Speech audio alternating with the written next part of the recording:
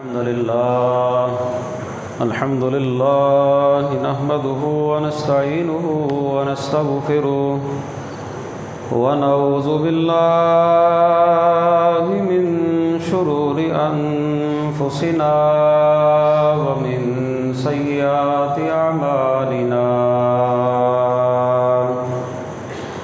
من يهده الله فلا مضل له ومن يضلل فلا هادي له وأشهد أن لا إله إلا الله وحده لا شريك له وأشهد أن محمدا عبده ورسوله أما بعد فإن خير الحديث كتاب الله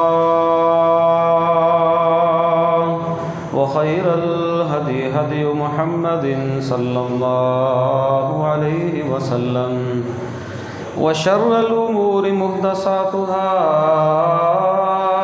وكل محدثة بدعة وكل بدعة ضلالة وكل ضلالة في النار يا أيها الذين آمنوا اتقوا الله حق تقاته ولا تموتن إلا وأنتم مسلمون يا أيها الناس اتقوا ربكم الذي خلقكم من نفس واحدة وخلق منها زوجها وبث منهما رجالا كثيرا ونساء واتقوا الله الذي تساءلون به والأرحام إن الله كان عليكم رقيبا يا أيها الذين آمنوا اتقوا الله وقولوا قولا سديدا يصلح لكم أعمالكم ويغفر لكم ذنوبكم ومن يطع الله ورسوله فقد فاز فوزا عظيما رب اشرح لي صدري ويسر لي أمري واحلل عقدة من لساني يفقهوا قولي واجعل لي وزيرا من أهلي أعوذ بالله السميع العليم من الشيطان الرجيم من همزه ونفخه ونفثه بسم الله الرحمن الرحيم ولكل أمة جعلنا منسكا ليذكروا اسم الله على ما رزقهم من بهيمة الأنعام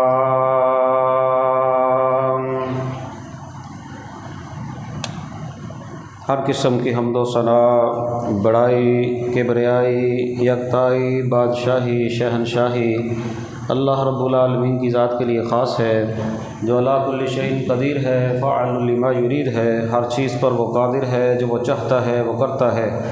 درود و سلام امام الانبیاء خاتم النبیین رحمۃ للعالمین جناب محمد رسول اللہ صلی اللہ علیہ وسلم کی ذات گرامی پر خاص۔ بخشش و رحمت کی دعا صحابہ کرام، اہل بیت، تابعین نظام، اولیاء کرام، محدثین نظام اور بزرگان دین کے لیے۔ حمد و ثنا کے بعد میرے قابل احترام بزرگوں، ساتھیوں، دوستوں، میری ماں اور بہنوں، قربانی رسول اللہ صلی اللہ علیہ وسلم کی ایک ایسی سنت ہے جس پر ہر سال جو ہے دنیا جہان کے مسلمان جو ہے وہ عمل کرتے ہیں۔ نبی پاک صلی اللہ علیہ وسلم نے قربانی کو اپنی سنت بھی کہا اور ابراہیم علیہ السلام کی سنت بھی کہا، اور صحابہ کو نبی پاک صلی اللہ علیہ وسلم قربانی کرنے کی تلقین کیا کرتے تھے، حتیٰ کہ ایک مرتبہ جناب رسول اللہ صلی اللہ علیہ وسلم سفر کی حالت میں تھے، عید الاضحیٰ آ گئی، آپ صلی اللہ علیہ وسلم نے سفر کی حالت میں بھی اس سنت پر جو ہے وہ عمل کیا، آپ نے سفر کی حالت میں بھی قربانی نہیں چھوڑی۔ اور پھر صحابہ اکرام رضوان اللہ علیہم اجمعین کو نبی پاک جو تلقین کرتے تھے، صحابہ جو ہے وہ اپنی قربانیوں کو لے کر پالا کرتے تھے۔ جو شہروں میں یہ ماحول تقریباً ختم ہوتا نظر آ رہا ہے، لیکن دیہاتوں میں یہ ماحول جو ہے وہ اب بھی ہے، چونکہ شہروں میں جانوروں کو لے کر پالنا بڑا مشکل کام ہے، دیہاتوں میں اب بھی ممکن ہے، لیکن صحابہ کی بھی یہ سنت ہے، اور نبی پاک صلی اللہ علیہ وسلم کا جو صحابہ کو تلقین کرنا تھا، آپ صلی اللہ علیہ وسلم صحابہ کو تلقین کرتے، صحابہ قربانیوں کو لیتے، ان کو پالتے، ان کو موٹا تازہ کرتے، تاکہ اس کو اللہ کی راہ کے اندر جو ہے وہ قربان کیا جائے۔ آپ صلی اللہ علیہ وسلم نے ہر گھرانے کی طرف سے قربانی کرنے کی جو ہے وہ تلقین کی اور تاکید بھی کی کہ ہر مسلمان گھرانہ قربانی جو ہے وہ کرے۔ ہاں، جس گھرانے کے پاس استطاعت نہیں، اس کے لیے جو ہے وہ فرمایا کہ وہ عید کی نماز کے بعد جو ہے وہ اپنے ناخن، اپنے بال، اپنے اضافی جو ہے وہ بال وغیرہ اتار لے، اس کو بھی انشاءاللہ جو ہے وہ اللہ رب العالمین جو ہے وہ قربانی کا ثواب جو ہے وہ عطا فرمائیں گے۔ لیکن یاد رکھیے، جس بندے کے پاس اللہ کے نبی فرماتے ہیں استطاعت ہو، اور وہ استطاعت ہونے کے باوجود قربانی نہ کرے، وہ بندہ مسلمانوں کی نماز میں نہ آئے، عیدگاہ میں نہ آئے، مسلمانوں کے ساتھ اس کا کوئی تعلق نہیں۔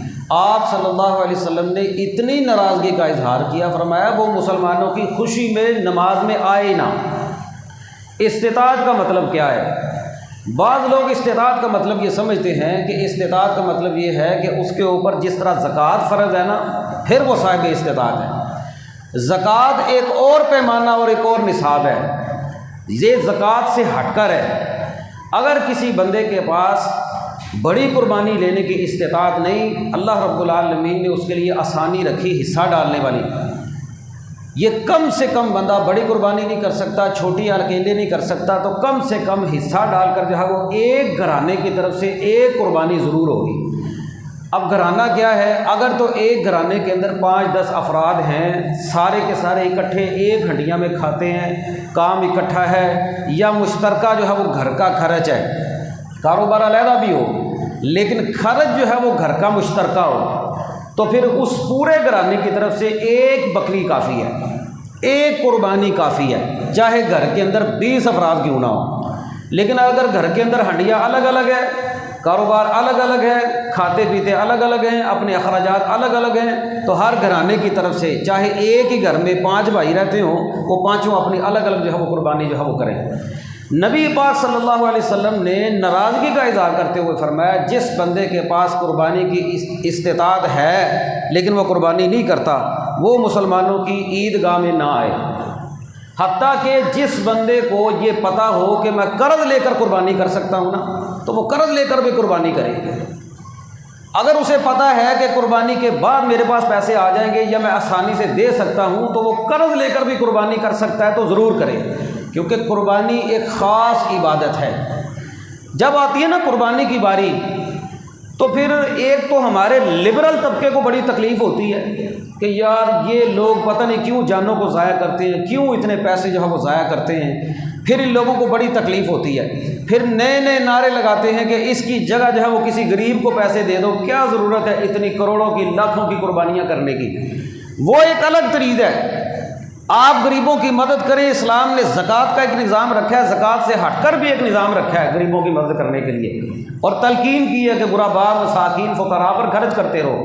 لیکن قربانی ایک عبادت ہے، اس عبادت کے لیے اللہ کی راہ میں اللہ کے پیدا ہوئے کیے جانوروں کے اوپر چھری چلانا، یہ نبی پاک صلی اللہ علیہ وسلم کی سنت ہے۔ جب آتی ہے نا یہ قربانی کی باری، اب یہ دیکھیں 2-4 دنوں سے یہ جو آپ سمندر میں غرق ہو گئی ہے، آپ بھائی بھی خبر سنتے ہوں گے، میں نے بھی پڑھی ہے، فی بندہ تقریباً پاکستانی 15 کروڑ روپیہ دے کر، کسی نے تو جو ہے وہ لکھا ہے کہ 33 کروڑ دے کر، چلو کم سے کم ایک بندہ 15 کروڑ روپے دے کر صرف سمندر میں کیا کرنے گئے ہیں کہ وہ جو ٹائٹینک جہاز غرق ہو گیا تھا نا، اس کو دیکھنا ہے۔ اس کے لیے پوری دنیا کا میڈیا جو ہے وہ لگا ہوا ہے، لیکن اس سے پہلے یہ غریب لوگ یونان میں مر گئے 800، ان کے لیے نہیں کسی نے آواز اٹھائی، ان کے لیے نہیں کسی نے کہا کہ بھائی یونان والوں نے ان کو خود ڈبو دیا ہے۔ ہمارے ہاں ہر چیز کا پیمانہ مالداروں کے لیے الگ ہے، غریب لوگوں کے لیے الگ ہے۔ اس کے اوپر ان لوگوں کو تکلیف ہوئی کہ بھائی تمہاری جان پر بنی کیا ہوئی تھی کہ تم لوگ جو ہے وہ 15 کروڑ روپیہ دے کر جو ہے وہ صرف جہاز کا ملبہ دیکھنے کے لیے جا رہے ہو، تمہیں کیا تکلیف ہے؟ چلو ہم تو یہ دعا کرتے ہیں اللہ تعالیٰ جی بھی لواحی کہ ان کو صبر دے، ہم نمک نہیں چھڑکتے زخموں پر، لیکن وہی پیمانہ جب قربانی کی باری آتی ہے تو پھر یہ اعتراض کیا جاتا ہے کہ بھائی قربانی، توبہ توبہ، مسلمان جو ہے وہ جانوں کو ضائع کرتے ہیں، مالوں کو ضائع کرتے ہیں، ان کو بڑی تکلیف ہوتی ہے۔ حالانکہ دیکھیں جب قربانی آتی ہے نا تو منڈیوں کے اندر بلکہ دنیا کے اندر ایک کاروبار ہوتا ہے، کوئی کھال فروخت کر رہا ہے، کوئی کھال خرید رہا ہے، کوئی قربانی بیچ رہا ہے، کوئی لے کر آ رہا ہے، کوئی لے کر جا رہا ہے، کوئی چارے کا کاروبار کر رہا ہے، کوئی چھڑیوں کا کاروبار کر رہا ہے، کوئی ذبح کا کاروبار کر رہا ہے، کوئی کسائیوں کا، یعنی کہ ایک قربانی کے ساتھ اللہ رب العالمین نے کتنی معیشت کو جو ہے وہ چلا دیا۔ یہ آپ کا کیا خیال ہے کہ یہ چھوٹا کاروبار ہوتا ہے بڑی عید پر؟ یہ خربوں کے اندر جا کر کاروبار ہوتا ہے۔ اللہ تعالیٰ تو اس کے ذریعے تمہاری معیشت بھی چلا رہے ہیں۔ اور رہ گئی دوسری بات استطاعت کی، ہم لوگ جب قربانی کی باری آتی ہے نا پھر کہتے ہیں ہمارے پاس استطاعت نہیں، طاقت نہیں، لیکن ہم میں سے ہر ایک بندے کے پاس گھر کے اندر الگ الگ ایڈے ایڈے 76 جڑے موبائل نے ساڑھے کو 70 ہزار 80 ہزار کا عام موبائل ہے، ہر گھر میں ہر فرد کے پاس الگ الگ موبائل ہے، ہر گھر میں ہر فرد کے پاس الگ الگ بائک اور موٹر سائیکل ہے۔ یہ مڈل طبقے کی بات ہو رہی ہے، موبائل الگ ہے، گھر الگ ہے، بجلی الگ ہے، گیس الگ ہے، یعنی کہ ایک ایک سہولت ہم اپنے لیے پیدا کرتے ہیں، لیکن جب اللہ کی راہ میں ذبح کرنے کی باری آتی ہے نا پھر ہم کہتے ہیں تمہارے پاس استطاعت، بھائی یہ تمہارا اور اللہ کا معاملہ ہے۔ لیکن اللہ کے نبی فرماتے ہیں اگر تمہارے پاس استطاعت ہے، تمہارے رازوں کو اللہ جانتا ہے، دل کے رازوں کو، تم قربانی نہیں کرتے، تم مسلمانوں کی نماز میں نہ ہو، تمہارا مسلمانوں کی نماز میں جو ہے وہ کوئی کام نہیں۔ تو اس کے ساتھ اللہ رب العالمین نے قربانی کے ساتھ بہت سارے معاملات کو جو ہے وہ جوڑا ہوا ہے جو معیشت کے ساتھ بھی جو ہے وہ چلتے ہیں۔ اب آئیے چیدہ آپ کے سامنے جو ہے وہ قربانی کے متعلق جو ہے کچھ باتیں جو ہے وہ کروں تاکہ ایمان تازہ ہو جائے۔ یہ ہر سال ہوتی ہیں۔ قربانی کا وقت کون سا ہوتا ہے؟ سب سے پہلے یہ ذہن نشین کر لیں، قربانی کا وقت عید کی نماز کے بعد شروع ہوتا ہے، عید کی نماز سے پہلے قربانی نہیں ہوتی۔ آپ عید کی نماز پڑھ لیں، چاہے وقت سے پڑھ لیں، جلدی پڑھ لیں، اس کا افضل ٹائم ہوتا ہے اشراق کی نماز کے فوراً بعد۔ لیکن اگر آپ کسی جگہ جلدی پڑھ سکتے ہیں تو جلدی کر لیں، لیکن اگر آپ عید کی نماز جو ہے وہ 7 بجے 8 بجے پڑھ رہے ہیں تو اس سے پہلے آپ قربانی نہیں کر سکتے۔ قربانی عید کی نماز کے بعد، آپ نے جو قصائی کروایا ہوتا ہے نا اس کو تو جلدی ہوتی ہے، اس نے تو عید بھی نہیں پڑھنی، اس کو کیا ضرورت ہے، اس کا تو کاروبار شروع ہو گیا۔ لیکن یاد رکھیں عید کی نماز پڑھے بغیر جو بندہ پہلے قربانی کرتا ہے اس کی قربانی نہیں ہوتی۔ ہاں گوشت حلال ہے، وہ گوشت کھا سکتا ہے۔ جس کو قربانی کہتے ہیں وہ عید کی نماز بندہ پہلے پڑھے، عید کی نماز پڑھنے کے بعد جا کر جو ہے قربانی کرے۔ اور یہ وقت شروع ہوتا ہے 10 ذو الحجہ کو جب عید کا پہلا دن ہوتا ہے، اور اس کے بعد حدیث میں آتا ہے کل ایام تشریق ذبح، تمام کے تمام ایام تشریق ذبح کے دن ہیں۔ 13 ذو الحجہ کی مغرب تک کو بندہ قربانی کرنا چاہے تو کر سکتا ہے، لیکن افضل ترین طریقہ یہ ہوتا ہے جناب رسول اللہ صلی اللہ علیہ وسلم کا جو طریقہ تھا، آپ عید کی نماز پڑھنے کے بعد جا کر قربانی کرتے ہیں۔ آپ کا عام معمول عید الفطر پر یہ ہوتا کہ آپ کچھ کھا کر جو ہے وہ میٹھا کھا کر عید کی نماز پڑھنے جاتے ہیں، اور عید الاضحیٰ پر آپ کا معمول یہ ہوتا آپ عید کی نماز پڑھتے، عید کی نماز پڑھنے کے بعد آپ قربانی کرتے، پھر قربانی سے کچھ کھاتے۔ ہاں ہمارے ہاں یہ مشہور ہو چکا ہے کہ بھئی عید والے دن روزہ ہوتا ہے، روزہ کوئی نہیں ہوتا، عید والے دن تو روزہ ویسے ہی نہیں ہوتا، عید والے دن تو مسلمانوں کے کھانے پینے کے دن ہے۔ ہاں افضل ترین طریقہ یہ ہوتا ہے کہ آپ پہلے وقت میں قربانی کریں اور اس قربانی سے کچھ کھائیں، یہ بھی جناب رسول اللہ صلی اللہ علیہ وسلم کی سنت ہے۔ ان 4 دنوں میں پہلا دن افضل ہے، دوسرا پھر، تیسرا پھر، چوتھا دن۔ احناف 3 دن مانتے ہیں، ہمارے ہاں بھی کچھ لوگ 3 دن مانتے ہیں، لیکن اگر آپ کرنا چاہیں تو انشاءاللہ آپ کی قربانی چوتھے دن بھی درست ہے، لیکن یہ ہمارے ہاں یہ بات عام نہیں۔ یہ بھی یاد رکھیں جان بوجھ کر چوتھے دن قربانی نہیں کرنی چاہیے، جان بوجھ کر۔ پہلا دن افضل ہے قربانی کریں، ہاں اگر آپ نے پہلے دن بھی کیا 2-4 جانوروں کی قربانی پہلے دن کی، پھر 2-4 جانوروں کی آپ تھک گئے ہیں، دوسرے دن تیسرے دن اللہ نے آپ کو سہولت دی ہے یا کسی کے پاس پیسے نہیں، چوتھے دن آگے تو کر لیں۔ ان 4 دنوں میں یہ بھی جو ہے وہ آپ کو ایک پتہ کی بات بتا رہا ہوں، ہمارے ہاں ایک ذہن بن چکا ہے کہ 4 دنوں میں قربانی صرف فجر کی نماز سے لے کر مغرب تک ہی ہوتی ہے۔ نہیں، آپ نے عید کی نماز پڑھ لی ہے، عید کی نماز پڑھنے کے بعد آپ قربانی دن میں کریں، آپ قربانی رات کو کریں، آپ قربانی فجر سے پہلے کر دیں، آپ قربانی فجر کے بعد کر دیں، قربانی درست ہے۔ لیکن اگر آپ کا ذہن یہ ہو کہ بھئی میں قربانی رات کے وقت کروں گا، کسی کو پتہ نہ چلے، گوشت میں نے فریزر میں لگانا، یہ درست نہیں، یہ طریقہ درست نہیں، اللہ کو یہ بات بالکل بھی اچھی نہیں لگتی۔ لیکن آپ قربانی، اگر آپ کو قربانی کا کسائی جو ہے وہ مغرب کے بعد مل رہا ہے، عشاء کے بعد مل رہا ہے، وہ کہتا ہے میرے کو عشاء کے بعد کروا لو قربانی، عشاء کے بعد کروا لیں۔ شرط یہ ہے کہ پہلے دن صرف عید کی نماز کا انتظار کرنا ہے، عید کی نماز پڑھنے کے بعد سے لے کر 13 تاریخ کی عید کے چوتھے دن مغرب کی نماز تک آپ قربانی کر سکتے ہیں، دن میں کریں رات میں کریں، یہ قربانی درست ہوگی انشاءاللہ۔ پھر اس کے بعد ذبح جو ہے وہ آپ خود کریں، مرد کر لے، کوئی عورت کر لے، قربانی درست ہے۔ عورت بھی ذبح کر سکتی ہے، مرد بھی ذبح کر سکتے ہیں۔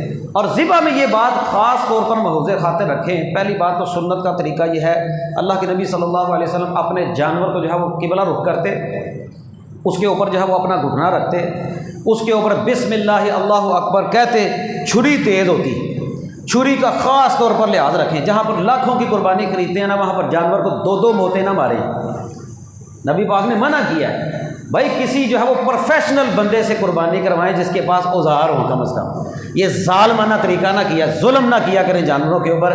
وہ اس سال پہلے جو ہے وہ اپنے گھر کے اندر جو ہے اوزار رکھے ہوتے ہیں، خود ہی ان کو ایسے تیز کرتے رہتے ہیں، وہ تیز نہیں ہوتے۔ ہاں بڑا کوئی تجربے کار بندہ ہے، کم از کم یار، کم از کم جو تکبیر والی چھری ہے نا اس کا لحاظ ضرور رکھیں، وہ آپ کے پاس تیز ہونی چاہیے۔ جانور کو 2 موتیں نہیں مارنی، چھری اتنی تیز ہو کہ جانور کی گردن پر چلے تو اس کو پتہ بھی نہ ہو۔ تکلیف تو ہوتی ہے، لیکن یہ جو کھنڈی چھڑیاں لگاتے ہیں نا ہم لوگ، یہ زیادتی کرتے ہیں۔ بسم اللہ اللہ اکبر کہہ کر آسان ترین طریقہ، اس کے بعد بھی آپ دعائیں پڑھ سکتے ہیں، نبی پاک بھی پڑھا کرتے تھے، آسان ترین طریقہ بسم اللہ اللہ اکبر کہہ کر آپ چھری پھیرتے ہیں۔ اور چھری پھیرتے ہوئے اس بات کا لحاظ رکھیں، کسائیوں کو ہوتی ہے بڑی جلدی، وہ جلدی جلدی چھری پھیرتے ہیں، جلدی جلدی منکا توڑا تو او کہ خون رہ گیا بیچ، اسی لیے یہ گوشت ہمارا قربانیوں والا کھانے کے قابل نہیں ہوتا۔ اس کی وجہ یہ ہوتی ہے کہ خون درمیان میں رہ جاتا ہے، صفائی صحیح نہیں ہوتی، یا اکثر لوگ ہم گھروں میں کرتے ہیں، ہم بھی لحاظ نہیں کرتے۔ جب تک جانور کا حرام مغز منکا بعد میں توڑنا چاہیے، بس وہ اس کی چھری پھیر دیں، اس کو جو ہے وہ خون نکلنے دیں، جانور کو ٹھنڈا ہونے دیں، اتنا ٹھنڈا ہونے دیں کہ اس کا خون نکلے، پھر اس کے بعد کھال اتر جاتی ہے۔ اس چیز کا بھی لحاظ رکھیں، پھر وہ گوشت کھانے کے قابل رہتا ہے، ورنہ اگر خون درمیان میں ہو تو وہ گوشت جو ہے وہ کھانے کے قابل نہیں ہوتا، بندہ بیمار ہو جاتا ہے۔ یہ ہماری قربانی کے گوشت سے اکثر بعد میں خون نکلتا رہتا ہے۔ اچھا اس ایک چیز اور کوشش کریں کہ جانور کے اوپر جو ہے وہ گردن پر چھری خود چلائیں۔ اچھا ہم لوگ سارے کام دنیا جان کے کر لیتے ہیں، جب اب بکرا ہے، بکرے کی گردن پر چھری چلاتے ہوئے ہم نے میرے کو حوصلہ نہیں پہنتا، ہم نے خاک جہاد کرنا ہے۔ اللہ تو کہتا ہے تم جہاد پر جاؤ، جا کر ان کافروں کی گردنوں کو اتارو۔ ایک جانور کی گردن پر اللہ کے حکم کے مطابق ہم سے چھری نہیں۔ ابراہیم علیہ السلام نے چھری پکڑی تھی کہ نہیں؟ فلما اسلم وتلہ للجبین، قرآن کہتا ہے ابراہیم علیہ السلام نے چھری پکڑی اور اپنے بیٹے کو لٹا دیا۔ اچھا چلو یہ بات آ گئی، یہ بھی آپ کو میں واضح کر دوں، ہمارے ہاں مشہور یہ ہو گیا ہے کہ ابراہیم علیہ السلام مولوی پھر چنگا راگ لا کے اندر ابراہیم علیہ السلام نے چھری پھاڑ لی تو چھری پھیرن لگے تو چھری پھیرے نا، چنگا گھنٹہ لا چھڑ دینے اس گل سے، معاملہ کوئی بھی نہیں ہے۔ قرآن کے جو الفاظ ہیں فلما اسلم وتلہ للجبین، اپنے بیٹے کو اوندے منہ لٹا دیا، اوندے منہ، ایک ہوتا ہے نا ہم جانور کو اس طرح لٹاتے ہیں سائڈ پر کر کے، بیٹے کو اوندے منہ لٹایا، ترس نہ آئے، چھری کوئی نہیں چلائی، ابھی صرف اوندے منہ لٹایا۔ قرآن کہتا ہے فلما اسلم وتلہ للجبین ونادیناہ ان یا ابراہیم، ابھی اوندے منہ لٹایا، چھری نہیں چلائی، تیاری پکڑی ہے صرف۔ قرآن کہتا ہے اللہ نے کہا ابراہیم علیہ السلام کو آواز دے دی، قد صدقت الرؤیا، آپ نے تو خواب سچا کر دکھایا۔ اور ہمارے ہاں آدھا گھنٹہ اسی بات پر نکل جاتا ہے، مولوی صاحب چھری چلائی چلی چلے نا، چھری کھنڈی سی چھری چلے نا، چسکا لیتے رہتے ہیں، حالانکہ اس کا اس کے ساتھ تعلق ہی کوئی نہیں ہے چھری کا۔ بس یہ ہے کہ ابراہیم علیہ السلام نے تیاری پوری پکڑ لی تھی، وہ تیاری پکڑی نا تو چھری چلانے کی تو نوبت ہی نہیں آئی۔ ابراہیم علیہ السلام کو اللہ تعالیٰ نے آواز دے دی کہ آپ تیاری پکڑ چکے ہیں، اب ٹھیک ہے۔ تو وہ بات یہ کر رہا تھا کہ چھری چلانے کی کوشش کریں، پہلے خود چلائیں۔ اگر آپ چھری نہیں چلا سکتے تو کسائی سے چلوائے نا، تو کسائی کا کم از کم اتنا لحاظ تو رکھیں، وہ تکبیر تو پڑھے۔ یہ پچھلے سال سیٹرا ٹاؤن کے اندر ایک واقعہ ہوا، ایک دوست نے سنایا، وہ کہنے لگے وہ تھے، انہوں نے چھری وہ کسائی لے آندا تھا، کسائی شیعہ سی، ہوں انہوں نے جو چھری پھیری نا ایڈا مہنگا ویڑا انہیں لے آندا، تو جو چھری پھیری نا کہنے لگا یا علی مدد، تہاڈی خیر ہوئی ہے، انا للہ و انا الیہ راجعون۔ قربانی ہو جاتی ہے، وہ جانور بھی حلال نہیں ہے، قربانی تو دور کی بات ہے، جانور بھی حلال نہیں ہے۔ اس لیے اپنی قربانی جو آپ نے لاکھوں میں خریدی ہے نا، لاکھوں میں، اس قربانی کا اتنا لحاظ تو رکھیں کم از کم کہ وہ جانور کی گردن پر جو چھری چل رہی ہے وہ سنت کے مطابق ہو۔ ان چیزوں کا ہم عام طور پر لحاظ نہیں رکھتے، اسی اندر اپنی چاہ پانی پی رہے ہونے، چاپ چاپ کسائی آپ ہی کر دے گا جو کرے گا، بوٹی بس سونی بنا دی، بوٹی سونی بنائی، باقی پاوے جو مرضی کر، نہیں، یہ عبادت ہے، اس عبادت میں آپ نے ہر چیز کا لحاظ رکھنا ہے، ان چیزوں کا خصوصی لحاظ رکھنا ہے۔ اور تیسری بات، اس کے ساتھ ساتھ کچھ مسائل، ہم لوگ قربانی کے اندر جو ہے وہ میت کے حصے رکھتے ہیں، جو لوگ فوت ہو چکے تھے نا، باپ ہے، ماں ہے، بعض لوگ نبی پاک کے نام کی قربانی کرتے ہیں، بعض لوگ اپنے عزیزوں کے نام پر قربانی۔ یاد رکھیے جو آپ کے فوت شدگان ہیں نا، ان کی طرف سے جانور ذبح ہو سکتا ہے، لیکن وہ صدقہ ہے، اس میں سے آپ کچھ بھی نہیں کھا سکتے۔ عام روٹین میں آپ اپنے فوت شدگان کے لیے بکرا دے دیں، بینڈا دے دیں، آپ بیڑا دے دو، آپ بھینس دے دیں، آپ اونٹ دے دیں، لیکن اس میں سے آپ کچھ نہیں کھا سکتے۔ جو صدقہ ہوتا ہے نا، صدقے میں سے بندہ کچھ نہیں کھا سکتا۔ یہ قربانی ہے، قربانی اس میں سے ہم خود کھاتے ہیں، بلکہ کھانے ہی اسی آپ ہیں، قربانی ہے، اس میں سے یہ بندہ کہے نا کہ میں نے فوت شدگان کے لیے، فوت شدگان کے لیے جناب رسول اللہ صلی اللہ علیہ وسلم سے کوئی واضح الفاظ ثابت نہیں ہے کہ آپ نے فوت شدگان کی طرف سے قربانی کی ہو۔ رہ گئی ماں باپ کی بات، دنیا میں اولاد کوئی بھی نیکی کا کام کرتی ہے نا، آٹومیٹک اللہ نے ایسا سسٹم بنایا ہے کہ ماں باپ کو اس کا فائدہ ہو جاتا ہے۔ تو میت کی طرف سے میت کا نام لے کر، اپنے گھرانے کا 5 7 10 بندوں کا نام لے کر الگ الگ قربانی کا نام لینا کوئی ضروری نہیں، گھر کا ایک سربراہ قربانی کرتا ہے، وہ سب کی طرف سے قربانی ہو جاتی ہے انشاءاللہ۔ اس کے ساتھ ساتھ آپ جانور خریدنے جاتے ہیں، جانور بعض دفعہ جو ہے وہ خصی ہوتا ہے، خصی جانور کی قربانی جناب رسول اللہ نے کی ہے، بلکہ یہ صحت مند ہوتا ہے، بس اس میں تھوڑی اسمیل ہوتی ہے، بدبو ہوتی ہے، قربانی درست ہے۔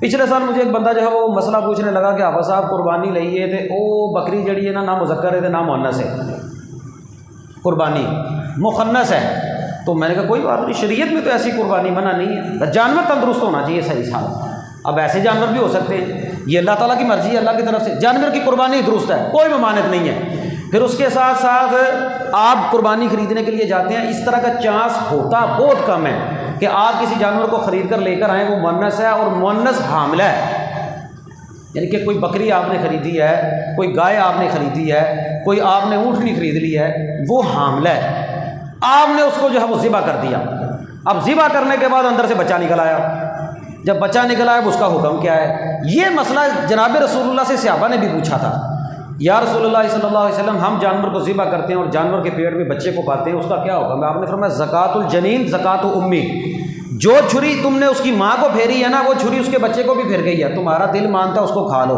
وہ حلال ہے۔ جانور کے بچے کو الگ چھری پھیرنا ضروری نہیں، حلال ہے، لیکن شریعت نے منع کر دیا کہ جان بوجھ کر حاملہ جانور کی قربانی نہیں کرنی۔ یہ تو 2 جانوروں کو تکلیف ہو رہی ہے، اندر ماں کے پیٹ کے اندر بچہ ہے، لا علمی میں اگر کوئی اس طرح کا کام ہو گیا ہے، کوئی حاملہ جانور اتنی جلدی بیچنے کے لیے کوئی بھی نہیں لے کر آتا، کیونکہ اس کا تو جو ہے وہ دگنا ریٹ ہوتا ہے، بچہ ہے اس کے پیٹ کے اندر، اتنی جلدی نہیں ہوتا، نہ ہی کوئی دودھ دینے والا جانور لے کر آتا ہے۔ دودھ دینے والے جانور کے متعلق بھی اسی طرح کی حدیث آتی ہے، ایک بندہ، ایک صحابی نبی پاک صلی اللہ علیہ وسلم کے پاس ہے، آ کر کہنے لگا یا رسول اللہ میرے پاس کوئی چیز نہیں، صرف ایک دودھ دینے والی بکری ہے۔ آپ نے فرمایا اس کی قربانی نہیں کرنی، اس کی نہیں کرنی، تو ایسا کر، تیرے پاس استطاعت نہیں، اپنے جسم کے اضافی بال اتار لے، تیری قربانی ہوگی۔ تجھے اللہ قربانی کا ثواب دے گا۔ تو حتی الامکان کوشش کریں کہ جانور حاملہ نہ ہو۔ اگر کوئی اس طرح کا معاملہ ہو جائے تو انشاءاللہ جو ہے یہ مسئلہ واضح کر لیں، سمجھ لیں اس بدلے کو کہ درست ہے۔ ایک بات ہمارے معاشرے میں بڑی عام رائج ہو گئی ہے، غالباً احناف کی طرف سے یہ بات نکلی، وہ کیا ہے؟ ہم لوگ جب ہمارے بچے پیدا ہوتے ہیں نا، ان کا عقیقہ نہیں کرتے۔ عقیقے کی سنت یہ ہے کہ 7ویں دن اس کا عقیقہ کیا جائے جانور کا، بچہ جو پیدا ہوتا ہے، بیٹے کی طرف سے 2، بیٹی کی طرف سے 1۔ لیکن اگر عقیقہ نہیں کر سکے تو جب بھی طاقت ہے، جب بھی استطاعت ہے تو عقیقہ ہو سکتا ہے۔ لیکن ہمارے ہاں عید الاضحیٰ کے اوپر آ کر نا ہم لوگ جانور خریدتے ہیں، بڑا گائے خرید لی، اونٹ خرید لیا، کہتے ہیں 1 ہو گئی قربانی 6 حصے ہو گئے، یا 3 قربانیاں ہو گئی، 4 جو ہے وہ عقیقے ہو گئے۔ بڑے جانور میں عقیقہ نہیں ہوتا، یہ مسئلہ سمجھ لیں۔ نہ گائے میں عقیقہ ہوتا ہے، نہ اونٹ میں عقیقہ ہوتا ہے۔ نبی پاک صلی اللہ علیہ وسلم کی جو سنت ہے وہ آپ نے بیٹے کی طرف سے 2 مینڈے، 2 بکرے، 2 بکریاں کی ہیں، اور لڑکی کی طرف سے 1 کی ہے۔ حضرت عائشہ رضی اللہ تعالیٰ عنہ ام المومنین فرماتی ہیں میرا بھتیجا پیدا ہوا، یہ ان کے پاس گئی اور کہنے لگے ہم تو عقیقے میں اونٹ ذبح کریں گے، اونٹ۔ امی عائشہ کہنے لگی کہ نہیں، عقیقے میں اونٹ نہیں کرنا، نبی پاک کی جو سنت ہے وہ یہی ہے کہ بیٹے کی طرف سے 2 مینڈے، 2 بکرے یہ ذبح کیے جائیں گے، بیٹی کی طرف سے 1، یہ سنت ہے۔ یہ جو قربانیوں میں ہم نے عقیقے شامل کر لیے نا، عقیقہ کوئی نہیں ہوتا، قربانی وافر مقدار میں کریں گے، 7 حصے ہیں آپ کی، بڑی قربانی ہے آپ کی، آپ کو اجر جو ہے وہ زیادہ ملے گا۔ ہاں اگر آپ کا جی چاہتا ہے کہ ہم نے بڑی عقیقے بھی کرنے ہیں تو عقیقے کے جانور نہ خرید لیں، لیکن بڑی قربانی میں عقیقہ نہیں ہوتا، اس مسئلے کو بھی سمجھ لیں، عقیقے سے بندہ فارغ نہیں ہوتا۔ اور اس کے بعد آ جائیں، آپ نے قربانی کر لی، جانور ذبح کر لیا، اب جانور ذبح کرنے کے بعد یہ جو آپ کے پاس قربانی کی کھال ہوتی ہے نا، یہ بھی جانور کی قربانی میں شامل ہوتی ہے، یہ امانت ہے۔ قربانی کی کھال کا خاص لحاظ رکھے، اللہ کے نبی صلی اللہ علیہ وسلم فرماتے ہیں جس نے قربانی کی کھال کو بیچ کر فائدہ حاصل کیا، اس کی کوئی قربانی نہیں۔ قربانی کی کھال کے اوپر آ کر نا ہم لوگ سستی کر جاتے ہیں، ساری قربانی کر لینا تو کھال پئی رہتی ہے، بعض دفعہ کھال ضائع ہو جاتی ہے۔ کھال کو بھی مصرف میں لے کر آئیں، یا اس کو خود استعمال کر لیں، اس کا مسلح بنا لیں، وہ ہمارے ہاں بہت مشکل کام ہے، یا پھر کسی غریب کو دیں جو مستحق ہے۔ بہترین اس کا طریقہ یہ ہوتا ہے، یہ جو مدارس ہوتے ہیں نا، یہ تقریباً کھالوں پر چلتے ہیں، آپ ان کو کھال جو ہے وہ دے دیں۔ یاد رکھیں قربانی کی کھال جہاں پر لگتی ہے وہیں پر دینی ہے۔ یہ کچھ سالوں سے میں دیکھتا ہوں ہمارے علاقے کے اندر بھی، جو بندہ آیا نا منہ چوک کے ان قربانی دکھا، لائیو کوئی گل نہیں، لائیو تسی لائیو، کوئی چوک کے لائیو۔ بھائی جس مدرسے کے اندر، جس ادارے کے اندر بیرونی طلباء نہیں نہ پڑھتے، وہاں پر کھال نہیں لگتی، یہ مسئلہ سمجھ لیں۔ قربانی کی کھال مساکین کو لگتی ہے، قرآن کہتا ہے مساکین جو مصرف ہیں زکوٰۃ کے، جو مستحق لوگ ہیں، ان کو قربانی کی کھال دیں۔ تحقیق کریں کہ آپ کی قربانی کی کھال جہاں پر جا رہی ہے یہ ادارہ مستحق ہے۔ اگر تو ادارہ کو بچیوں کا ہے، کو بچوں کا ہے، وہاں پر مالدار لوگ رہتے ہیں، مسجد کے ساتھ الحاق ہے، مسجد والے مالدار ہیں، ان کے پاس لاکھوں کا فنڈ ہے، بینک کے اندر پڑا ہوا ہے، وہ اپنے فنڈ سے اپنے ادارے کو چلائیں، وہ قربانی کی کھالیں کیوں اکٹھی کرتے ہیں؟ ہاں اگر وہاں پر بیرونی طلباء ہیں، دن رات رہنے والے، وہاں پر کھاتے ہیں، وہاں پر پیتے ہیں، یا ادارہ اتنا کمزور اور غریب ہے کہ ان کو زکوٰۃ لگتی ہے، پورے محلے میں کوئی ایسا بندہ ہی نہیں طاقتور کہ بھائی وہ ادارہ چلا لے، تو ان کو اگر زکوٰۃ لگتی ہو تو پھر ان کو دے دیں، ورنہ عام روٹین میں اس طرح نہیں ہوتا۔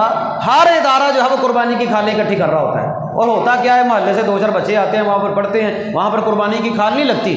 قربانی کی کھال صرف اسی ادارے میں دینی ہے جہاں پر باہر سے بیرونی طلباء آ کر پڑھتے ہیں، دن اور رات وہاں پر رہتے ہیں، ان کا جو ہے وہ خرچ، ان کا رہن سہن ادارے کے ذمہ ہوتا ہے۔ اس کے علاوہ قربانی کی کھال جس نے دی، جس نے قربانی کی کھال کو ضائع کیا، اللہ کے نبی فرماتے ہیں اس کی کوئی قربانی نہیں جس نے قربانی کی کھال کو بیچا اور بیچ کر اپنا فائدہ لے لیا۔ سستی نہیں کرنی قربانی کی کھال پر بھی، جہاں پر قربانی کی ہے قربانی کی کھال اٹھائیں، محنت کریں، جس طرح منڈیوں کے اندر جا کر جانور لے کر آتے ہیں نا، اسی طرح قربانی کی کھال کو اس گھر تک پہنچا کر آئیں جہاں پر ضرورت ہے، یہ ہماری ذمہ داری ہے۔ پھر اس کے بعد باری آتی ہے گوشت کی۔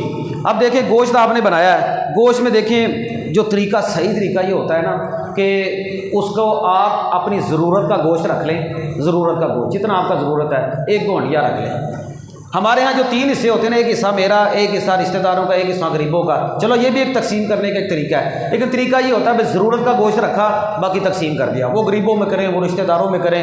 ہاں اللہ کے نبی نے شروع میں، حضرت علی فرماتے ہیں ایک وقت ایسا آیا غریب لوگ زیادہ تھے، اللہ کے نبی نے فرمایا 3 دن تک کھاؤ، باقی تم نہیں کھا سکتے، 3 دن سے زیادہ نہیں کھانا۔ لیکن جب خوشحالی آ گئی نا، آپ نے فرمایا کھاؤ، صدقہ بھی کرو، ذخیرہ بھی کرو، تمہاری مرضی ہے۔ آپ دیکھ لیں آپ کے ارد گرد غریب لوگ کتنے ہیں، اگر زیادہ ہیں تو تھوڑا کھا لیں۔ نبی پاک صلی اللہ علیہ وسلم نے حجۃ الوداع پر 100 اونٹ قربان کیے تھے۔ کتنے؟ 100 اونٹ۔ آپ نے صحابی کو بھیجا، جاؤ جا کر ہر قربانی سے نا تھوڑا تھوڑا گوشت لے آؤ، تھوڑا تھوڑا۔ ایک ہنڈیا جناب رسول اللہ نے پکائی تھی، میرا خیال ہے 100 اونٹوں میں سے 100 بوٹیاں بھی لائی ہو نا تو ایک ہنڈیا بن جاتی ہے۔ ایک اونٹ میں سے 1-2 بوٹی، ایک اونٹ میں سے 1-2 بوٹی۔ اپنی ہر قربانی میں سے کچھ نہ کچھ کھانا بھی رسول اللہ کی سنت ہے، کچھ نہ کچھ کھائیں، یہ بھی آپ کی سنت ہے۔ نبی پاک نے فرمایا باقی تقسیم کر دو۔ 100 اونٹ قربان کیا اللہ کی راہ میں، باقی تقسیم کر دیا۔ بھئی یہ آپ کے علاقے کی، آپ خود سمجھتے ہیں کہ بھئی ضرورت کتنی ہے، اس ضرورت کو ملحوظ خاطر رکھتے ہوئے آپ قربان بھی کرتے ہیں۔ اچھا بعض دفعہ پتہ کیا ہوتا ہے، بعض دفعہ یہ ہوتا ہے کہ قربانی کرنے والا بیچارہ زیادہ پریشان ہو جاتا ہے، جنہوں نے قربانی نہیں نہ کی ہوتی ان کے گھروں میں زیادہ گوشت آ جاتا ہے۔ آپ للہیت اللہ کی رضا کے لیے قربانی کر رہے ہیں نا، آپ ہر بندے کو راضی نہیں کر سکتے۔ ایک بندے نے 1 لاکھ روپے کا ایک بکرا لیا ہے، اب بتائیں ایک بکرے میں سے 30 کلو 25 کلو 1 من گوشت نکل جائے گا، 2-4 کلو 5 کلو تو آپ نے اپنے گھر میں پکا لیا، باقی کیا بچے گا؟ آپ کس کس کو دیں گے؟ اب جس کو آپ تھوڑا دیں گے اللہ میں چچڑے دیتے ہو، جس کو آپ تھوڑا زیادہ دیتے ہیں میں ویکھے ہی مینو جڑا نا سینے کا گوشت دے گیا، چانپا گھر رکھا ہے۔ بھائی آپ لوگوں کو راضی نہیں کر سکتے، یہ بات ذہن میں رکھیں۔ آپ نے قربانی اللہ کی رضا کے لیے کی ہے، جس کو آپ سمجھتے ہیں نا کہ یہ زیادہ ضرورت مند ہے اس کو آپ دے دیں، باقی اللہ نے آپ سے نہیں کہنا کہ آپ نے کس کو دیا کس کو نہیں دیا۔ اور یہاں پر یہ بات بھی ذہن میں رکھیں، جن لوگوں کی قربانی نہیں ہوتی، جن کے گھروں میں گوشت زیادہ آ جاتا ہے نا، کہ تھوڑے سے فرض نہیں سارا فریزر اکٹھا کر لو، آپ بھی اپنے گھروں سے گوشت نکالیں اور نکال کر آگے غریبوں تک پہنچائیں۔ جنہوں نے قربانی نہیں کی ہوتی ان کے گھروں میں اگر گوشت وافر آ گیا نا، وہ قربانی کا گوشت اٹھائیں اور اٹھا کر دوسرے گھروں میں دے کر آئیں جہاں پر ضرورت ہے۔ یہ ہر ایک کی ذمہ داری بنتی ہے۔ کرنے والا بیچارہ پریشان ہو گیا، لینے والا اپنی فریزر بھر کے بیٹھا ہوا ہے، اور بعض دفعہ کرنے والا اپنا فریزر بھر کے بیٹھا ہوتا ہے، کسی غریب کے گھر میں کوئی قربانی نہیں ہوتی۔ اپنے علاقے میں جو نئے لوگ ہوتے ہیں نا، جو کرائے پر آئے لوگ ہوتے ہیں، جن کو جانتا کوئی نہیں ہوتا، جن گھروں میں بعض دفعہ 2-2 4-4 گھرانے ہوتے ہیں، ہر گھر سے ایک کے چھاپر نہ دیا کرو، کوشش کریا کرو کہ 4 گھر 4 ہانڈیاں پک جائیں، کوشش کیا کریں جلدی سے جلدی سے۔ آتی ہے رسول نے ایک دفعہ نبی پاک صلی اللہ علیہ وسلم نے ابھی عید کی نماز نہیں پڑھائی تھی، جلدی جلدی قربانی کا جانور کیا ذبح، اور ذبح کر کے جلدی جلدی سارا تقسیم کر دیا، لوگوں کے گھروں میں پہنچا دیا۔ پوچھا یا رسول اللہ، کہا میری نیت یہ تھی کہ چلو میری قربانی سے جلدی جلدی کوئی نہ کوئی پکا کے کھا لے گا۔ آپ نے، میں تیری قربانی نہیں ہوئی، قربانی دوبارہ کر، عید کی نماز کا انتظار کر۔ اب صحابہ کا جذبہ دیکھیں کتنا تھا کہ سب سے پہلے میری ہنڈیا سے جو کسی غریب کے گھر کے اندر جو ہے وہ گوشت پکے۔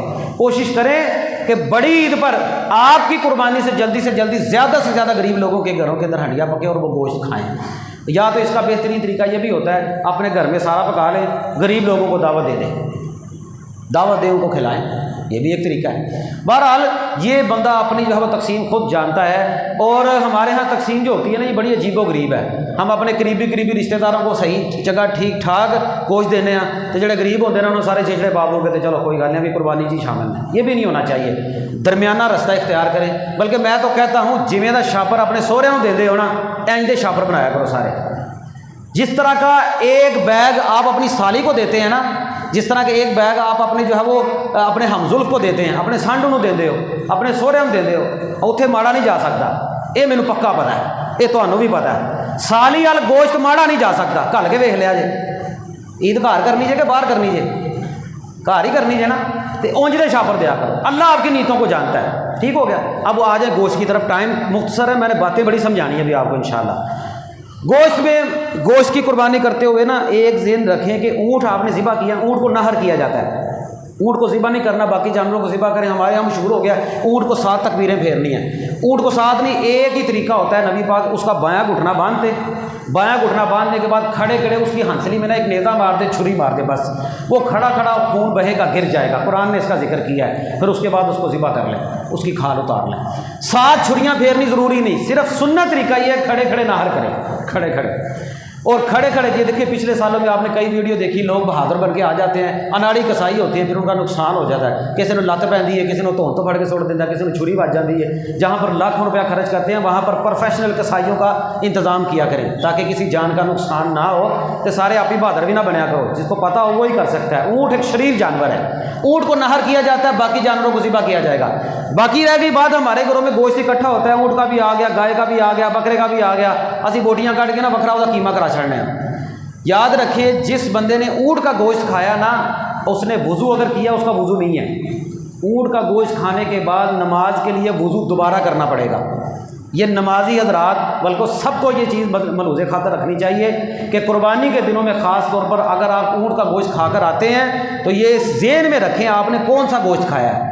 कुर्बानी का खाया है, गाय का खाया, बकरे का खाया, या उसका खाया आपने। ये नहीं आपने करना कि ऊँट का गोश्त खाया और आप आकर ऐसे नमाज पढ़ने, नहीं। ऊँट का गोश्त खाने के बाद वज़ू बाकी नहीं रहता, ऊँट का गोश्त खाने के बाद वज़ू दोबारा करना है। अब आ जाए कुर्बानी के अंदर जो गुर्दे कपूरे और इस तरह की चीज़ें हैं, ये सारी की सारी हलाल हैं। ऐसे लोगों ने उसको जो है वो हराम कर दिया और अपनी तरफ से फतवे जड़ दिए। ये सारे का सारा जानवर हलाल है। अगर आप खाना चाहते हैं खा लें, दिल मानता ठीक है, नहीं मानता किसी को दे दे, बहरहाल है हलाल। मकरूह क्या करना है ऐसे लोगों ने, बल्कि यकीन करें लाइनें लगी होती हैं, पैसे दे दे के लोग लाइन लगवाते हैं, टकाटक बांधा होता है, तो हम लोग उसको मकरूह कहते रहते हैं। तो ये मकरूह नहीं होते, हलाल हैं, खा सकते हैं आप। अब आ जाएँ, जानवर आप ख़रीदने जाते हैं, जानवर की उम्र कितनी होनी चाहिए। आप जानवर ख़रीदने के लिए जाएँ, कोशिश करें, नबी पाक फरमाते हैं ला तज़बहु इल्ला मुसिन्नतन इल्ला अन युअसर अलैकुम। मुसिन्ना जानवर जो है वो तुमने ज़िबा करना है। मुसिन्ना किसे कहते हैं? दोंदा जानवर। दोंदा, कम से कम जानवर की उम्र दोंदा हो, बकरा, बकरी, भेड़, लेला और उसके बाद गाय, उसके बाद ऊँट, कम से कम दोंदा हो। दोंदा कौन सा होता है? 2 दांत उसके निकल आते हैं या गिर जाते हैं, इसका ख़ास तौर पर लिहाज रखना है। ये अब लोग जानवरों के दांत खुद गिरा देते हैं, या वो खुद जेल मिलती है उसको खुद लगा देते हैं 2 दांतों को। 2 नंबरी बड़ी है, जालसाजी बड़ी है। रात के वक्त हम लोग अक्सर जाते हैं कुर्बानी खरीदने, दोंदा जानवर, उससे कम जानवर नहीं लगता। दोंदे से ऊपर कोई जानवर है ना, 4 दांतों वाला, 6 दांतों वाला, चौगा, छेगा, सारे दुरुस्त हैं, सारे दुरुस्त हैं। लेकिन हो 4 दांतों वाला, 6 दांतों वाला, कम से कम 2 दांतों वाला। हाँ, अगर मंडियों में जानवर शार्ट हो गया, मिल ही नहीं रहा, फिर अल्लाह के नबी फरमाते हैं भेड़ से 1 साल का जज़ा तुम कर सकते हो, वो भेड़ से करना है। फिर उसके बाद आ जाएँ जानवर के बारे, आपने कुर्बानी करनी 4 जानवरों से। ऊँट है मुज़क्कर मुअन्नस, गाय है मुज़क्कर मुअन्नस, भेड़ है मुज़क्कर मुअन्नस, बकरा बकरी मुज़क्कर मुअन्नस, ये 8 जानवर हो गए। इनमें से कुर्बानी करें, कोई जानवर जो है वो ख़रीद लें। इनमें अगर हिस्से डालने हैं, हिस्सों के मुतल्लिक हदीस एक आती है, आम हमारे यहाँ अहनाफ भी मानते हैं गाय में 7 हिस्से हैं, लेकिन ऊँट में एक बंदा 7 हिस्से डाल ले दुरुस्त है। लेकिन ऊँट में अगर आप 10 हिस्से डालना चाहते हैं फिर भी दुरुस्त है। अगर 10 बंदे मिलकर कुर्बान करते हैं फिर भी इंशाल्लाह 10 बंदों की कुर्बानी दुरुस्त है। ये भी नबी पाक सल्लल्लाहु अलैहि वसल्लम से साबित है। लेकिन अब एक बंदा ऊँट अकेला करता है वो भी दुरुस्त है, 7 बंदे शामिल कर लेता है फिर भी दुरुस्त है, 10 बंदे शामिल हो जाते हैं फिर भी दुरुस्त है। अब हिस्से करते हुए ना एक बात को आपने मलूज़े खातिर रखना है, अपनी कुर्बानी में किसी मुशरिक को शामिल नहीं करना। मुशरिक कौन सा बंदा होता है? जिसका अकीदा नहीं सही, जो कब्रों पर सजदा करता है, जिसका ये अकीदा है कि अल्लाह के अलावा भी कोई आपका कुछ कर सकता है, कि फ़लाँ जो है वो डेयरी वाला मुझे बीमार कर रहा है, फ़लाँ डेयरी वाला मुझे औलाद दे रहा है, फ़लाँ की वजह से मुझे रिज़्क़ मिल रहा है। नहीं, अल्लाह ही रिज़्क़ देता है, अल्लाह ही मारता है, अल्लाह ही ज़िंदगी देता है, अल्लाह ही औलाद देता है। ये अकीदा कम से कम होना ज़रूरी है। ज़र्रा बराबर भी किसी एक बंदे के अकीदे में शिरक आ गया तो सबकी कुर्बानी ज़ाया हो जाएगी। यहाँ पर एक बात और ज़हन में रखें, जिस तरह हम लोग अकीदे के मामले में ये देखते हैं ना कोई बंदा मुशरक ना हो, यहाँ पर अकीदे के मामले में ये देखना भी ज़रूरी है कि कोई बंदा बेनमाज ना हो। बेनमाज बंदे को आपने शामिल किया, आपकी कुर्बानी नहीं होगी, चाहे आपका सगा भाई है। रिश्तेदारी ख़राब होती है, बेटा दीन का मामला है, ये मेरी बात ज़हन के अंदर रख लें, रिकॉर्ड भी हो रही है, चाहे किसी के सामने ये जिक्र कर दें। अल्लाह के फजल व करम से इंशाअल्लाह हवाला मेरे ज़िम्मे है। जिस बंदे ने नमाज नहीं ना पढ़नी, वो चाहे घर में 10 कुर्बानियाँ कर ले, उसकी कुर्बानी कोई नहीं है। वो गोश्त खाना चाहता है खा ले, छोटा खाए बड़ा खाए, ऊँट का खाए, गोश्त खाना है उसने, कुर्बानी उसकी कोई नहीं है। उसको कुर्बानी का सवाब कोई नहीं मिलना, ना उसकी कुर्बानी उसको कल फ़ायदा देगी। جس نے نماز نہیں پڑھنی اس کی کوئی قربانی نہیں، اور اگر آپ 7 حصے ہیں 7 حصوں میں ایک بے نماز مل گیا 7 کی کوئی قربانی نہیں، جی میں ایک مشرک رل جائے نا باقیاں کی کوئی قربانی نہیں، ایک بے نماز رل گیا تو کوئی نہیں۔ اور بے نماز کسے کہتے ہیں؟ جو بندہ 4 نمازیں پڑھتا ہے ایک نہیں نہ پڑھتا وہ بھی بے نماز ہے، جڑا 3 پڑھتا ہے 2 نہیں پڑھتا وہ بھی بے نماز ہے، جڑا 2 پڑھتا ہے 3 نہیں پڑھتا وہ بھی بے نماز ہے، جڑا فجر تے عشاء پڑھتا ہے باقی 3 نہیں پڑھتا وہ بھی بے نماز ہے، جو بندہ 4 نمازیں پڑھتا فجر کی نماز مستقل نہیں پڑھتا، سالوں میں نہیں پڑھتا، مہینوں نہیں پڑھتا، وہ بھی بے نماز ہے۔ ایسے بندے کو بھی اپنی قربانی میں شامل نہیں کرنا، اور اگر آپ نے شامل کیا تو میں آپ کو یہ بات ذہن نشین کروا رہا ہوں کہ قربانی کا ثواب کوئی نہیں ملنا، قربانی اس بندے کی ہوتی ہے جو ابراہیمی بنے، قرآن و سنت کے مطابق قربانی کرے، اس کی قربانی ہوتی ہے۔ چلے ایک مسئلہ اور واضح کر دوں، آج کل بڑی جو ہے وہ اس کے اوپر بحث چلتی ہے، بھینس کی قربانی، کٹے کی قربانی۔ بھینس کی قربانی تو بڑی کم ہوتی ہے، کٹا ہی چلتا ہے زیادہ، بھینسیں تھوڑی لے کر آتے ہیں لوگ اپنی منڈی کے اندر، وہ تو بڑی مہنگی ہوتی ہیں۔ کٹے کی قربانی، اچھا یہ کوئی اتنا تشدد والا مسئلہ نہیں، یہ بات ذہن میں رکھ لیں کہ اتنا تشدد والا مسئلہ ہو کہ اس کو جنگ کا ماحول بنا دے۔ سوشل میڈیا پر نا علماء کے درمیان ہر 4 دن گزرنے کے بعد نا کوئی نہ کوئی مسئلہ چھڑا ہوتا ہے۔ آج کل بہن چھڑی ہوئی ہے، پھر اس کے بعد جو ہے وہ محرم کے روزے چھڑ جائیں گے، پھر اس کے بعد جو ہے وہ اسی طرح سارا سال کوئی نہ کوئی موضوع لے کر چلے رہتے ہیں۔ یہ کوئی اتنا تشدد والا مسئلہ نہیں ہے، جو کرتا ہے اس کو یہ بات سمجھ میں آتی ہے یہ گائے کی ایک قسم ہے۔ جو لوگ یہ سمجھتے ہیں یہ گائے کی ایک قسم ہے، ان کی قربانی ان کا معاملہ اللہ کے ساتھ ہے، ہم ان کے اوپر فتویٰ نہیں لگاتے تمہاری قربانی نہیں ہوئی۔ لیکن احتیاط والا پہلو یہ ہے جو میرا رجحان بھی یہی ہے، احتیاط والا پہلو ہم یہ سمجھتے ہیں کہ گائے الگ ہے بھینس الگ ہے۔ اگر آپ اس کو سمجھتے بھی ہو نا، بعض لوگ سمجھتے ہیں بھائی جب زکوٰۃ کی باری آتی ہے پھر آپ اس کو گائے کی رسم میں شامل کر لیتے ہیں، جب قربانی کی باری آتی ہے اس کو آپ باہر نکال دیتے ہیں۔ ایک مسئلے کے بعض دفعہ 2 3 پہلو ہوتے ہیں، بعض دفعہ ایک بات کو ماننا ہوتا ہے، بعض دفعہ دوسری بات کو ماننا ہوتا ہے۔ مجھے اس ساری کی ساری بات میں نا عبداللہ محدث روپڑی رحمہ اللہ کا فتویٰ بڑا پسند آیا۔ انہوں نے ایک دلیل دی ہے، میں آپ کو وہ سناتا ہوں، حدیث انہوں نے ذکر کی۔ کہنے لگے حضرت سودا ام المومنین ہیں، نبی پاک صلی اللہ علیہ وسلم کی زوجہ ہیں، مومنوں کی ماں ہیں، ان کے والد گرامی زمع، ان کے ہاں ایک لونڈی تھی، اس لونڈی کے ساتھ نا حضرت سعد بن ابی وقاص کے بھائی ہیں عتبہ بن ابی وقاص، انہوں نے اس لونڈی کے ساتھ زمانہ جاہلیت میں بدکاری کی۔ اس لونڈی سے جب بدکاری کی نا، اس لونڈی سے ایک بچہ پیدا ہوا۔ جب وہ عتبہ فوت ہونے لگے اپنے بھائی سعد بن ابی وقاص سے کہنے لگے کہ وہ جو زمع کی لونڈی ہے نا، اس لونڈی کا جو بچہ ہے نا وہ میرا ہے۔ یہ بات سمجھیں، میں بات سمجھا رہا ہوں، وقت تھوڑا ہے، بات سمجھنے کی کوشش کیجیے گا۔ حضرت سودا کے جو والد گرامی ہے نا زمع، ان کی ایک لونڈی تھی، اس لونڈی کے ساتھ حضرت سعد بن ابی وقاص کے بھائی ہیں عتبہ، انہوں نے کی بدکاری، اس بدکاری کی وجہ سے بچہ پیدا ہو گیا۔ وہ جو بچہ پیدا ہوا پہلے نہیں بتایا، لیکن جب فوت ہونے لگے نا عتبہ کہنے لگا کہ جو زمع کی لونڈی ہے نا اس کے ہاں جو بچہ ہے نا وہ میرا ہے، ایسا کرنا اس بچے کو اپنی جو ہے وہ تحویل میں لے لینا جب تمہیں ملے۔ ایک موقع ایسا آیا حضرت سعد نے اس بچے کو اپنی تحویل میں لے لیا اور کہنے لگے یہ تو میرے بھائی کا بچہ ہے، جبکہ زمع کے جو بیٹے تھے حضرت سودا کے جو بھائی تھے وہ کہنے لگے نہیں یہ تو میرا بھائی ہے، یہ تو میرے باپ کا بیٹا ہے، یہ کس طرح تمہارا بھتیجا ہو گیا۔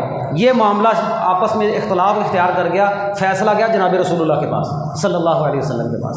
آپ صلی اللہ علیہ وسلم نے فیصلہ کیا کیا؟ آپ نے فرمایا الولد للفراش، بچہ جس کے بستر پر پیدا ہوتا ہے اس کا ہی ہے، جس کے گھر میں پیدا ہو گیا، جس کے بستر پر پیدا ہو گیا اس کا بچہ ہے، اور جو زانی ہے اس کو پتھر پڑیں گے، اور پتھر تو مارنے وہ تو فوت ہو گیا، وہ تو فوت ہو گیا ہوگا۔ اب بچے کا جو معاملہ تھا نبی پاک نے فرمایا یہ بچہ جو ہے حضرت سودا کے والد کا ہے۔ کس کا ہے؟ حضرت سودا کے والد کا ہے، یعنی کہ حضرت سودا کا بھائی بن گیا۔ کیا بن گیا؟ بھائی بن گیا، ام المومنین حضرت سودا کا۔ آپ ایک طرف فیصلہ کر رہے ہیں کہ یہ بچہ دو سودا کے والد کا، یعنی کہ سودا کے والد کو یہ بچہ دے دو، لیکن ساتھ ہی اپنی بیوی حضرت سودا سے کہنے لگے جو ان کی بہن بن گئی، اپنی بیوی سے کہنے لگے کہ تم اس سے پردہ بھی کرو۔ بات سمجھ آئی ہے؟ اب بہن سے بھائی کا پردہ بنتا ہے؟ نہیں بنتا، لیکن نبی پاک کیا فرما رہے ہیں؟ بچہ ہے ان کا ہی کیونکہ ان کے بستر پر پیدا ہوا ہے، لیکن اپنی بیٹی اپنی بیوی سے کہنے لگے یہ جو بچہ ہے نا اس کی شباہت جو ہے اس زانی کے ساتھ ملتی ہے جو فوت ہو گیا ہے، تم ایسا کرو اس سے پردہ بھی کرو۔ اب یہ ساری حدیث ذکر کرنے کے بعد نا عبداللہ محدث روپڑی کہتے ہیں بعض دفعہ مسئلہ دو جہتوں والا ہوتا ہے، دو جہتوں والا۔ نبی پاک نے فیصلہ کیا کہ بچہ اس کو دے دو، ساتھ یہ بھی کہہ دیا اپنی بیوی سے پردہ بھی کرو۔ اب بچہ مشابہ تھا، باپ کے فیصلہ تو یہ ہونا چاہیے تھا کہ بچہ وہاں پر دے دیا جائے، لیکن نبی پاک نے حدیث ذکر کیا، آپ نے کہا بچہ ان کا ہی ہے جن کے گھر پیدا ہو گیا، ایک قانون بنا دیا، لیکن ساتھ اپنی بیوی سے کہنے لگے پردہ بھی کرو۔ اب بھائی سے تھوڑی نا پردہ ہوتا، یہ ایک احتیاطی پہلو تھا کہ ہو سکتا ہے کہ اس کا ہی ہو، تم ایسا کرو تم اس سے پردہ بھی کرو۔ تو یہ بھائی یہ جو بھینس کی کٹے کی جو ہر سال بحث ہوتی ہے نا، یہ ریکارڈ بھی ہو گئی ہے، یہ حدیث ذہن میں رکھیں۔ بعض دفعہ بعض جگہوں پر احتیاط کا پہلو ہوتا ہے، ہمارے پاس گائے وافر مقدار میں موجود ہے، دوسرے علماء کے بعد دلیل یہ ہے کہ بھینس گائے کی ایک قسم ہے، مان لی بھائی قسم ہے، لیکن جب گائے موجود ہے اس کو قیاس کرنے کی، کاپی کرنے کی ہمیں ضرورت ہی نہیں، ہم احتیاط والا پہلو استعمال کریں گے۔ وہ کیا ہے، ہمارے ہاں گائے موجود ہے، جس نے بڑی قربانی کرنی ہے گائے کی قربانی کر لے، میرا رجحان اس طرف ہے، باقی کوئی فتویٰ نہیں ہے کسی کے اوپر، جو بندہ کٹے کی قربانی کرنا چاہتا ہے وہ کر لے بھائی، اس کا معاملہ اس کے ساتھ ہے، لیکن ہم یہ سمجھتے ہیں کہ یہ معاملہ قربانی والا ہے، اس میں احتیاط ہی بہتر ہے تاکہ ہم اللہ کے ہاں یہ عمل کریں اور اللہ کے ہاں یہ قبول ہو جائے، سنت کے مطابق ہو جائے۔ اچھا ایک حدیث آپ کو بات ہے، آپ جانور خریدنے کے لیے جاتے ہیں، جانور خریدنے کے لیے آپ گئے، جانور ہم خریدتے ہیں رات کے وقت، اکثر یہ ہوتا ہے جانور خریدتے ہوئے 3-4 باتوں کا لحاظ ضرور رکھنا ہے۔ اللہ کے نبی فرماتے ہیں دیکھو ایسا کانا جس کا کانا پن واضح ہو، ایسا جانور قربانی میں نہیں لگتا، ایسا لنگڑا جس کا لنگڑا پن واضح ہو وہ قربانی میں نہیں لگتا، ایسا کمزور جدی ہڈیاں نظر آ رہی ہیں وہ میک ختم ہو گئی ہے، باہر بھی پتہ لگتا ہے کہ یار یہ کی نکلنا ہے، مطلب یہ ہے کہ ایسا جانور بھی قربانی میں نہیں لگتا۔ پھر آپ نے جانور کے کانوں کے متعلق فرمایا، جانور کے کان میں سوراخ نہیں ہونا چاہیے، سوراخ ہو وہ نشان لگاتے ہیں، سوراخ کر دیتے ہیں دیہاتوں کے اندر، وہ بھی جانور قربانی میں نہیں لگتا۔ جس جانور کے کان کو ٹک لگے ہوں، ٹک ادھر سے لگے ادھر سے لگے ادھر سے لگے، جانور جتنا مرضی خوبصورت ہو لیکن وہ جانور قربانی میں نہیں لگتا۔ وہ بڑے بہانے لگاتے ہیں، نہیں نہیں ایسے ہی صرف تھوڑا جا نشان لایا سی، اینج ہو گیا سی، اونج ہو گیا سی، کچھ بھی نہیں، وہ جانور قربانی میں نہیں لگتا۔ اس کے علاوہ سینگ تھوڑا بہت ٹوٹ گیا ہے، کوئی بھر گیا ہے، اس لیے کوئی مسئلہ نہیں ہے، دوندا دیکھ لیا آپ نے، عمر دیکھ لیا آپ نے، جانور دیکھ لیا آپ نے، اس کے علاوہ بھی اگر کوئی کسی جگہ پر مسئلہ پیش آ گیا ہے تو انشاءاللہ خادم حاضر ہے۔ جانور کی قربانی خریدنے کے لیے جو آپ نے قربانی کرنی ہے، رات کے وقت اگر جائیں نا، جانور کو دیکھیں، اس کو نظر آتا ہے، یہ چلا کر دیکھیں، یہ لنگڑا تو نہیں ہے، یہ زخم تو نہیں آ گیا۔ بعض دفعہ جانور کو سواری سے اتارتے ہوئے چڑھاتے ہوئے بہت سارے زخم آ جاتے ہیں، اور ایسا زخم جس کی وجہ سے جانور لنگڑا ہو گیا وہ جانور بھی قربانی میں نہیں لگتا۔ کوشش تو پوری کی ہے مختصر وقت میں زیادہ باتیں سمجھانے کی، لیکن پھر بھی اگر کوئی بات رہ گئی تو انشاءاللہ بندہ حاضر ہے۔ اللہ تعالیٰ سے دعا ہے اللہ ہمیں مسنون قربانیاں کرنے کی توفیق عطا فرمائے، اللہ ہماری قربانیاں قبول کر لے، اللہ ہمیں جن کی قربانیاں جنہوں نے خریدنی ہے اللہ ان کی مال میں جان میں برکت دے، اللہ جن کے پاس طاقت نہیں، استطاعت نہیں، مہنگائی بڑی ہے، کوشش ان کی ہے، نیت ان کی خالص ہے، اللہ ان کے لیے بھی اسباب پیدا فرمائے۔ قربانی کرنا بھی سنت ہے، قربانی کو تقسیم کرنا بھی سنت ہے، یہ بھی ذہن میں رکھیں۔ نبی پاک صلی اللہ علیہ وسلم قربانیاں تقسیم بھی کرتے تھے۔ ایک بندے کے پاس اگر طاقت ہے نا، ساری قربانیاں گھر نہ کرے، اپنے کسی رشتہ دار، اپنے بہن دے گھر، اپنے بھرا دے گھر، اپنے جو ہے وہ محلے دے مولوی دے گھر، چلو یہ گل ہضم نہیں ہونی لیکن چلو رہن دے، کوئی گل نہیں۔ یہ قربانی جڑیاں تقسیم کریں قربانیاں، کہ بھائی 2-4 قربانیاں، 5 قربانیاں، 5-10 قربانیاں زیادہ خریدیں کہ بھائی چلو ان کی بھی عید ہو جائے گی، ان کی بھی خوشی میں شامل ہو۔ اہی لوگ مسئلے بڑے پوچھنے ہیں، اللہ جانتا ہے، میں صرف یہ نہیں کہتا میری بات ہے، جن مسئلے میں تمہیں دسے نے ساری مسجد نو بندے یہ نہیں پوچھن گے مولوی صاحب تسی اتنے مسئلے سانوں دسے نے، تسی قربانی لئی ہے، تہاڈی تنخواہ اتنی ہے کہ تسی قربانی لے سکتے ہو، پوچھے سارے محلے جن مولوی نے الا ماشاءاللہ کو بندہ مولوی قربانی کرتا ہوئے، کیوں بھائی ان کی تنخواہ 10,000 20,000 ہوتے ہی سب 35,000 کا پی رہا ہے۔ یہ ہماری حالت زار ہے، جڑا مولوی مسئلے دسدا نا، ہم پیچھے میں حج دے مسئلے دسے سن، مینوں تسی کسی نے نہیں پوچھا مولوی صاحب تسی حج کیتا ہے، تمہیں چاہیے سی مینوں پوچھو، ایڈا وڈا محلہ رل کے مولوی نو حج نہیں کرا سکتا۔ یہ مسئلے پوچھیا کرو، نالے دسیا پوچھیا کرو، مولوی صاحب تہاڈی تنخواہ کتنی ہے، تسی قربانی کیتی ہے، کیوں نہیں کیتی، محلے دی انتظامیہ نو پوچھیا کرو، وہ تسی ایڈی وڈی انتظامیہ، تسی گھر اونٹ بنے آئے، تہاڈے مولوی نے قربانی کیتی ہے، یہ پوچھیا کرو۔ میں یہ کہتا ہوں وہ بندہ مسجد کا صدر بننے کے لائق نہیں ہے، اگر میری بات کے اندر مبالغہ نہیں تو۔ جس بندے کی اپنے گھر کا خرچہ 2 لاکھ ہے نا، وہ مسجد کے مولوی کو 2 لاکھ نہیں نا دے سکتا، وہ استعفیٰ دے دے، استعفیٰ دے دے, مسجد میں کام نہ کرے.